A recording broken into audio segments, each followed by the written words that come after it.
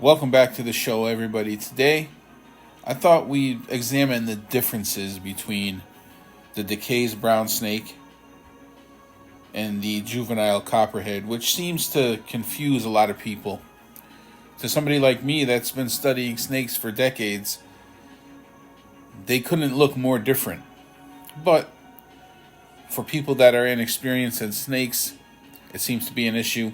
So I thought we'd take a look at some photos today just to get you familiar with the differences between the two.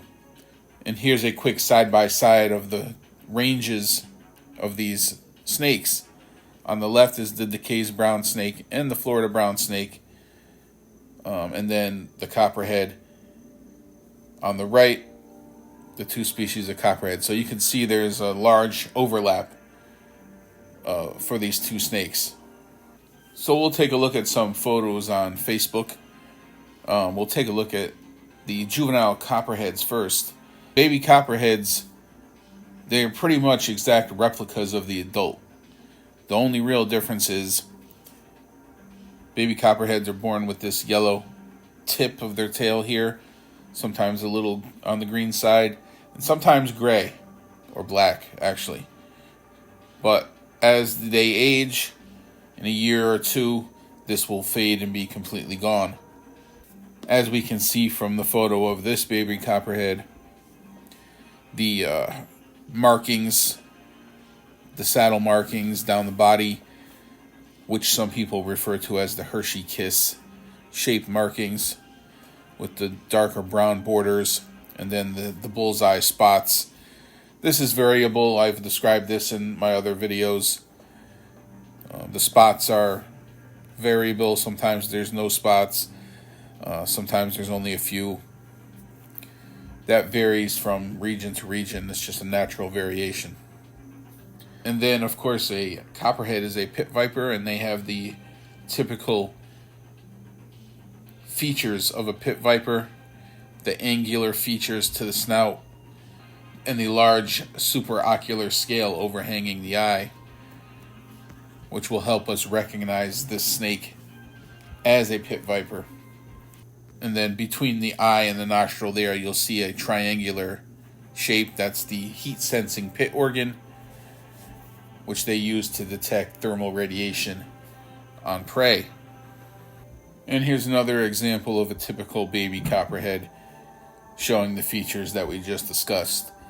The nice yellow tip on the tail, the scale overhanging the eye, the Hershey's Kiss shape markings going down the length of the body, with some varying small spots, just to reinforce the typical look of a baby or juvenile Copperhead. And here's a juvenile broad-banded Copperhead, the other Copperhead species. Basic shape stays the same compared to the Eastern Copperhead. Just the only difference is the broad bands. No Hershey Kiss shape, no spotting, just broad copper-colored bands.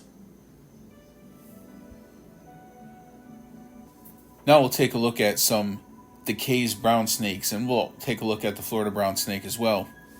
This is a Dekay's brown snake, which as adults, they don't really get that big. 12 inches, approximately 12 inches as an adult.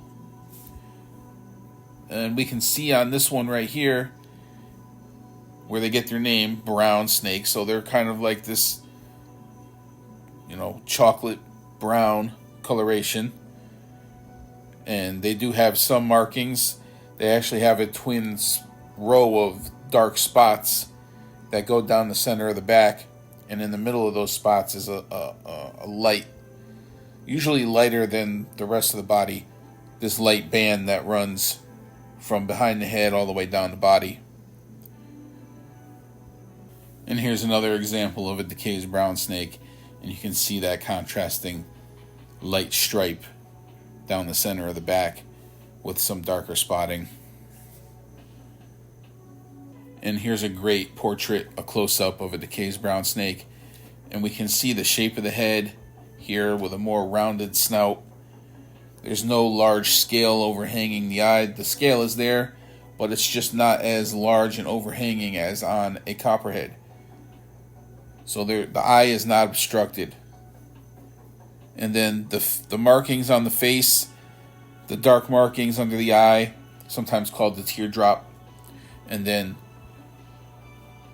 behind the eye, towards the corner of the mouth, sometimes called the ear marking. The copperhead lacks these face markings.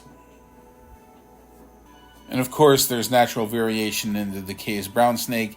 Some are more red, like this one, like a brick red version. And then we can still see the face markings that I just previously described.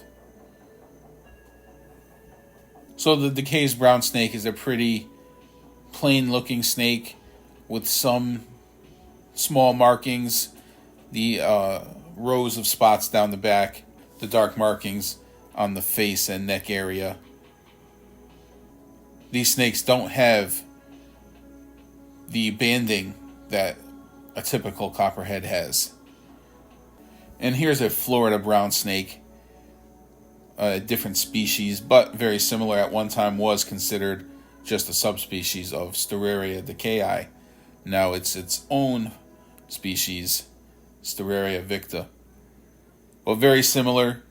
They do have, this Florida brown snake tends to have a white patch on the head, almost like a collar. But as with the Dekay's Brownsnake, no banding as compared to a copperhead. When we put the two snakes side by side with the juvenile copperhead on the left and the Dekay's Brownsnake on the right, the differences become readily apparent. The copperhead has defined markings. The Dekay's Brownsnake doesn't have the defined markings, the defined bands. The heads are very different. The copperhead has a pretty much unmarked head, while the Dekay's Brownsnake has several markings on the head. The shapes of the head are very different as well.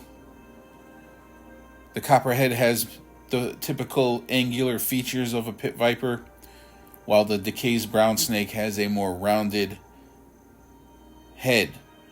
The Dekay's Brownsnake also lacks the heavy scale over the eye. It has the scale, the supraocular scale, but it's not as pronounced as it is on the copperhead. And then check out the tip of the tail on the copperhead, bright yellow. The Dekay's Brownsnake lacks this feature. So there you have it. Hopefully this gets you familiar with the two snakes. Repetition is the key to recognizing snakes and learning snake ID over time. It won't happen overnight, but hopefully this will help you in your journey of education and learning how to identify snakes. Thanks for watching. Hope you learned something today. Please subscribe to the channel, share this video, and I'll see you next time.